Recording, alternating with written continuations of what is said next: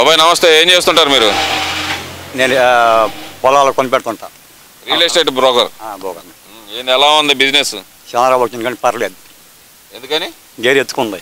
ఏం చంద్రబాబు వస్తే only real estate వాళ్ళకి మాత్రమే పని చేస్తాడనే మాట అయితే కానీ ఒక వాస్తవమే అనమాట. అది 10 లక్షలు పెరిగింది. అంటే చంద్రబాబు వచ్చేది రియల్ ఎస్టేట్ బ్రోకర్లు కానీ రియల్ ఎస్టేట్ వెంచర్లు వేసే వాళ్ళు బాగుపడటానికి మాత్రమే అనేది మాట వాస్తవం అనుకోవాలంటారు. రైతులు కూడా బాగుపడ్డారు. ఏ విధంగా? 10 లక్షలు ఎక్స్ట్రా పెరిగింది. భూమి 10 లక్షలు పెరిగింది. అంతకుముందు ఏమన్నా జగన్గా బోటదే ఈ బూజు రాసుకున్నాం. ఎందువల్ల ఇప్పుడు చంద్రబాబు నాయుడు రాగాల్ని ఈ రేట్లు పెరిగేది ఎందువల్ల అంటారు? మొత్తం వాడు అక్కడే దింగి కూర్చున్నాడు. డబ్బు అంతా దింగి కూర్చున్నాడు. ఆడ జరిగింది జగనం. ఇప్పుడు చంద్రబాబు మారాడు, 50 రోజులు దగ్గర 2 నెలలు అవుతుంది. ఎలా ఉంది మరి 60 రోజుల్లో చంద్రబాబు నాయుడు గారి పరిపాలన? బ్రహ్మాండంగా ఉంది. ఏ విధంగా బ్రహ్మాండంగా ఉంది? ఆయన చెప్పి నేను చేస్తాడు, చేసి చూపిస్తాడు. ఏ విధంగా చేస్తాడు అనుకుంటున్నాను? అన్ని రకాలుగా ఎన్ని రకాలు చెప్పాడో అన్ని రకాలు మొత్తం పూర్తి చేస్తాడు. మరి ఆయన చేయగలడని నమ్మకంగా ఉంటే గనక మరి ఆయన అసెంబ్లీ సాక్షిగా ఈ అప్పులు చూస్తుంటే గనక సూపర్ 6 పథకాలు అమలు చేయడానికి నాకు భయం వేస్తుంది అనే మాట ఆయన ఎందుకు వాడారు అనుకోవాలంటే? వాడాడంటే ఇవన్నీ లోతు బోతులు మొత్తం బూడ్చుకుంటూ రావాలా. ఒక పక్క నుంచి బూడ్చుకుంటూ వస్తే కానీ ఎంత ఉంది ఎంత అయిపోయిందని అప్పుడు బయటపడిద్ది వ్యవహారం. అది వ్యవహారం. మరి ఆయనే భయపడుతున్నాడు అంటే కనుక అమలు చేయడానికి సాధ్యమయ్యే హామీలు ఇవ్వలేకపోయాడు అంటారు ఆయన. ఈ మొత్తం లాగుతాడు. ఎవడెవడు ఎంత నూకింది, ఎంత దెంగింది, ఎన్ని కోట్లు దెంగింది, ఎన్ని వందల కోట్లు దెంగింది మొత్తం కక్కెత్తున్నారు. మొత్తం బయటకు వస్తాయి. అందరి వస్తాయి. ఆ డబ్బులే పంచుతారు. అది సరే. కానీ నాకు అర్థం కాని విషయం ఏంటంటే కనుక గట్టు రాళ్ల మీద ఏదైతే సరిహద్దు రాళ్ళు ఉన్నాయో ఆ సరిహద్దు రాళ్ల మీద బొమ్మలు కానీ పేర్లు కానీ వేసుకోవడానికి 700 కోట్లు జగన్మోహన్ రెడ్డి కేటాయించాడు. ఆ రాళ్ళు కూడా బయటకు వచ్చినాయి. ఎలా చూడాలంటారు అసలు దీన్ని? మెంట్లో అడిగే చెప్పని, మైండ్లో మెంట్లో ఉన్నాడు చేసే పని అది. అది మరి గతంలో ఇలాంటి వాళ్ళని ఏదైనా చూసారా మీరు? ఎవరు ఇంతమంది మీద అసలు ఎరగం. ఇప్పటికి ఎరగం. ఇప్పుడే చూడటం. అందుకే పోయాడు. నా ఎండకు కూడా బీకలేరన్నారు. జనం అంతా కలిసి ఎండకలు పీకారు. మొత్తం గుండు కొట్టారు. అది కాదు జనాలు కాదు పీకింది, ఈవీఎంలు పీకిని నన్ను అంటున్నాడు. అవన్నీ బోఫస్ ఏదో రకంగా పక్కడ మీద ఎంగాలం చూస్తున్నాడు.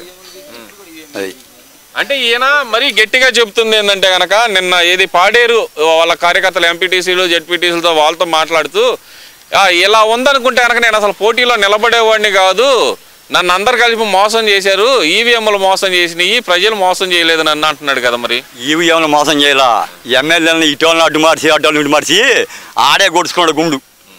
గుండు బాగా గట్టిగా అక్కడే వేసుకున్నాడు. అది విషయం. అది అంటే స్థానాలు మార్చడంతోనే దెబ్బ గుండు బాగా పడింది వాడికి. అది అసలు వారం అక్కడే కొట్టింది దెబ్బ. మరి వచ్చిన 60 రోజుల్లో రాష్ట్రాన్ని రావణ కాష్టం చేశారు. దాదాపు 37 మందిని మా వైసీపీ కార్యకర్తలను కానీ నాయకులను కానీ చంపేశారు. చంద్రబాబు మీద, చంద్రబాబు కొడుకు మీద హత్యాయత్నం కేసులు, హత్య కేసులు నమోదు చేయాలి అని చెప్పి జగన్మోహన్ రెడ్డి కోరుతున్నాడు. దీనికి ఏమంటారు మరి మీరు? ఆ 30 పేర్లు బయట పెట్టాలగా. ఢిల్లీకి పోయాడు, ఆడ ప్రెస్ మీట్ పెట్టాడు. ఏది ఆడ ప్రూఫ్లు అయ్యి చూపించాలిగా. మరి చూపించలేదుగా. ఆయన చేసి తప్పు చేసి ఎదుటాడు మీద నెట్టాలని చూస్తున్నాడు. అసలు వ్యవహారం అది. అంటే ఈ 36 మంది పేర్లు కూడా బయట పెట్టలేని పరిస్థితి. మరి ఆరోపణలు ఎందుకు చేస్తున్నాడు అనుకోవాలంటారు? దొంగడు చేసే పని ఏంది? దొంగతనం చేసినా నేను చేసాను చెబుతాడా? పక్కడి మీద నెట్టాలని చూస్తాడు. అది వ్యవహారం. అంటే ఇక్కడ మరో విషయం ఏంటంటే కనుక మరి నిన్న కూడా మరి అక్కడ చూస్తే నంద్యాలలో కూడా ఒక హత్య జరిగింది కదా. మరి అక్కడికి కూడా వెళ్ళారు కదా. మరి ఆయన అవన్నీ నిజాలు కాదంటారా? అవన్నీ నిజాలు కాదు.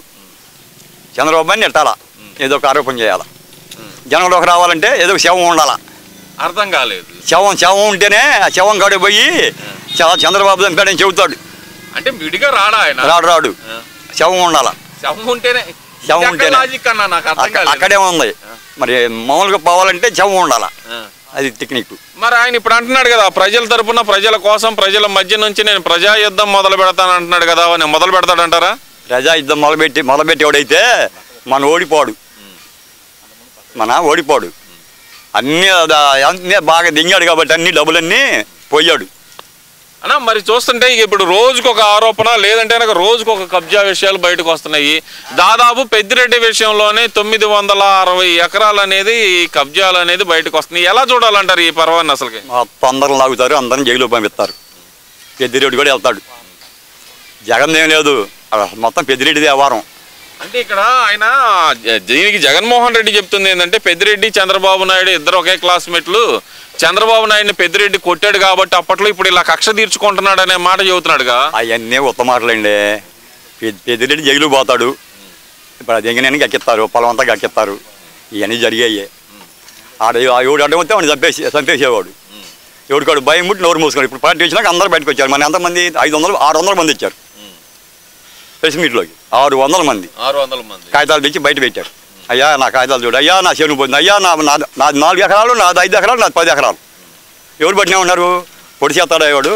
పెద్దిరెడ్డి అమాయకుడు అని చెప్పి మరి ఒక పక్క నుంచి జగన్మోహన్ రెడ్డి చెబుతుంటే జగన్ చెబుతాడు, మరి మాయ చేసాడు ఏదో చెప్పాలిగా, మరి కబ్బుచ్చుకోవాలి వాడు మనిషినాడు.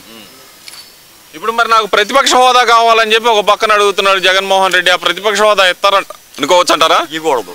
ఇంకోసారి ఇస్తే అసలు ఏమన్నా శ్మశానం ఎక్కడ మొత్తం డ్యూటీ అయిపోయినట్టే. అంటే ప్రతిపక్ష హోదా ఇస్తే ఏమైంది అంటారు మరి జగన్మోహన్ రెడ్డికి? రానికూడదు అండి, ఇక వాడిని లైన్లో రానికూడదు. సరే, నాకు ప్రాణహాని ఉంది, నన్ను చంపేస్తారనే భయం వేస్తుంది, నాకు గతంలో ఉన్న భద్రత నాకు కావాలని అడుగుతున్నాడు కదా, ఇవ్వచ్చు అంటారా మరి? సరేండి, ఎట్టెత్తారు? అప్పుడంటే ముఖ్యమంత్రి కాబట్టి ఇచ్చాడు, ఎమ్మెల్యే ఎట్టెత్తారు? ఎందుకు ఇవ్వకూడదు అంటారు? ఇవ్వకూడదు అంతే, గవర్నమెంట్ రూల్స్ అది, ఇవ్వకూడదు, రాజ్యాంగం రూల్స్ అది. రాజ్యాంగం రూల్స్ కాదు, నన్ను చంపేయడానికి ఎన్ని ప్రయత్నిస్తున్నారు అంటున్నారుగా. వాడే చంపిస్తాడు జనాన్ని, వాడే చంపించి పక్కన మెయింటైన్ ప్లాను అది. మరి ఇప్పుడు గతంలో చంద్రబాబు నాయుడు గారు ఏది హైదరాబాద్ వెళ్తే కనుక వీకెండ్ పొలిటీషియన్ అని చెప్పి మాట్లాడిన జగన్మోహన్ రెడ్డి ఇప్పుడు బెంగళూరు ఎందుకు వెళ్తున్నాడు అనుకోవాలంటారు? ఏదో రకంగా చిన్నగాడు పోయి జంపు కావాలని చూస్తున్నాడు. అసలు ఎటు? అమెరికా దీనికి వెళ్ళాలని ప్లాన్ చేస్తున్నాడు. ఎలా వెళ్తాడు? ఇప్పుడు మొదలు పాస్పోర్ట్ అక్కడ ఉంది కదా, మరి వాడు అవసరం దొంగతనంగా షిప్పుల్లో కూడా బాగోగలగు, సముద్రంలో కూడా ఏదో రకంగా తప్పుకు వెళ్ళగలగు. అంటే పారిపోవాల్సినంత అవసరమే ఉంది ఇక్కడ. వాడు ఎటు లేదా సీన్ లేదు, అయిపోయింది. మనదాకంటే ముందు ఉంటానా, ఆ ముందు మేము లాగాడు. నేను ఎంత డబ్బు కట్టానో ముందుకి, లక్షలు కట్టా. మరి చంద్రబాబు వచ్చిన ఆ ముందు అంతే ఉంది కదా. కరెక్ట్గా వచ్చే నెల 1వ తారీఖు మార్చేస్తున్నారు. వచ్చే నెల 1వ తారీఖు పాదబరెండ్లో వస్తాను చంద్రబాబు బెండ్ వచ్చింది. అంటే చంద్రబాబు నాయుడు ఇచ్చే మందు కోసం ఆశపడ్డ ప్రజలు నేను ఇచ్చే మంచి కోసం ఆశపడలేదని చెప్పి జగన్మోహన్ రెడ్డి అంటున్నారు కదా, నిజమే అంటారా? ఆ ముందు దాంట్లో ఎంత చెడు ఉందో మాకు తెలుసు. రోజు తాగే వాళ్ళకి కడుపులో మంట వస్తుంది. అది కాదు బాబాయ్, ఇక్కడ అంటుంది ఏంటంటే కనుక చంద్రబాబు నాయుడు ఇస్తానన్న మంచి మందు కోసం ఆశపడ్డారు, నేను ఇచ్చిన పథకాల డబ్బుల కోసం కూడా తీసుకొని కూడా చంద్రబాబు నాయుడు మంచి మందు ఇస్తానంటే దాన్ని మాత్రం నమ్మారు అంటున్నాడు కదా. మందు కోసం ఆశపడలా, అది మా తాగుబోతుల హక్కు, అది మా తాగుబోతుల హక్కు. మంచి మందు, మంచి మందు మీ హక్కు. మరి ప్రజలు ఎందుకు ఓటేశారంటారు మరి చంద్రబాబు నాయుడు? ఆయనలో మంచి చూసేశారు. మరి జగన్మోహన్ రెడ్డి డబ్బులు ఇచ్చాడు కదా. డబ్బులు ఇచ్చినా అయ్యారు, ఏది ఇచ్చినా అయ్యారు. లేదు చూశారు, 5 సంవత్సరాలు చూశారు. వాళ్ళ నాన్న మద్దరికి బాగా చేస్తాడు అనుకున్నారు, కొంపలు ఆరిపాదించాడు. ఇప్పుడు ఎంతమంది జైలు పోతారో నా కొడుకులు ఆకాశంలో కూడా మంచి మధ్యలో పోతారు జైలుకి. ఇప్పుడు వాడు బాగానే ఉన్నాడు, పొయ్యేవాడు పోతారు లోనకి. అంటే ఇక్కడ ఆఫీసర్లు కూడా స్టాండర్డ్ కాదనమాట. కాదు, ఇంకా అవలా, ఇంకా వాడు మైండ్లోనే ఉన్నారు. వాళ్ళ మైండ్లోనే నువ్వే నీకెంత నాకెంత ఈ లెక్కలో ఉన్నారు ఆఫీసర్లు కూడా. మొత్తం వెళ్తాడు జైలుకి, లోన కూర్చొని అమ్మానంగా సోళ్ళు లెక్కేస్తారు ఒకవాడు. అని మరి జగన్మోహన్ రెడ్డి అంటుంది ఏంటంటే కనుక 2029లో తిరిగి మేము అధికారంలోకి వస్తాం, చంద్రబాబు నాయుడు కార్యకర్తలు అంటే తెలుగుదేశం పార్టీ కార్యకర్తలని, మా కార్యకర్తలను నేను ఆగమన్న ఆకురావు వెంటబడి తరుగుతారు అదే మాట చెబుతున్నాడు కదా మరి జగన్మోహన్ రెడ్డి. ఇవన్నీ జరిగాయి కదండి, మైండ్ పోయి మాటలు మాట్లాడుతున్నాడు. మైండ్ పోయింది, అడిగి మైండ్ పోవాల్సినంత అవసరం ఏముంది? లేదు లేదు, ఇదంతా వాడే అర్థం చేసుకో కూర్చొని ఆలోచించుకుంటున్నాడు. నేను ఎందుకు ఈ చెప్పలు చేసుకున్నాను, నేను నాకు 150 మందిని ఇచ్చారు, నేను పరిపాలన కంట్రోల్ చేయలేకపోయానే. కుటుంబం అయినా ప్రభుత్వం అయినా ఒకటే, ఇంట్లో మగాడు సరి లేకపోతే కాపన సరి ఉండదు, రాజకీయంలో కూడా ముఖ్యమంత్రి సరి లేకపోతే తదిమాలు మొత్తం పని చేయరు. అసలు మేనట్టు కరెక్ట్గా ఉండాలి. అంటే ఆయన సరిగ్గానే ఉండాలి, నేను బటన్ గట్టిగా నొక్కాను అందరికి డబ్బులు బయటకి అనిపిస్తుంది. డబ్బే పని చేయదు, డబ్బు ఎప్పుడు పని చేయదు. 2 రకాలు ఉండాలి, మంచిగా ఉండాలా, డబ్బు ఉండాలా, అన్నీ ఉండాలా. మరి 2029లో నేను అధికారంలోకి వస్తానంటున్న జగన్మోహన్ రెడ్డి ఇప్పుడు అసెంబ్లీకి వస్తాడంటారా? ఇక జన్మలో కూడా రాడు, ఇక్కడ కూడా ముఖం చల్లదాడికి. చల్లనంత తప్పేం చేశాడు ఆయన? మనకి మొత్తం అవపడుతున్నాయి, ఎక్కడెక్కడ డ్యూటీలు చేసినాయి, ఇసుక మూజంగినాయి, ముంద మూజంగినాయి, ఈ కొండలో గొట్టలో మైనింగ్లు మొత్తం ఏం చేశారుగా, ఇవన్నీ బయటపడిపోతున్నాయి. వాళ్ళే వెళ్తారు ముందు, ఒక్కొక్కరిని చిన్నగా లాగుతారు, మొత్తం ఒకేసారి దొరకదు, మొత్తం ఒకసారి పట్టుకోవద్దు కాదు. దొంగతూ ఉంటే వస్తుంటాయి, ఇవన్నీ బయటపడిపోతాయి, మొత్తం ఎలికెళ్తారు. ఆ డబ్బులు తెచ్చి జనానికి పంచుతాడు చంద్రబాబు గుర్తు.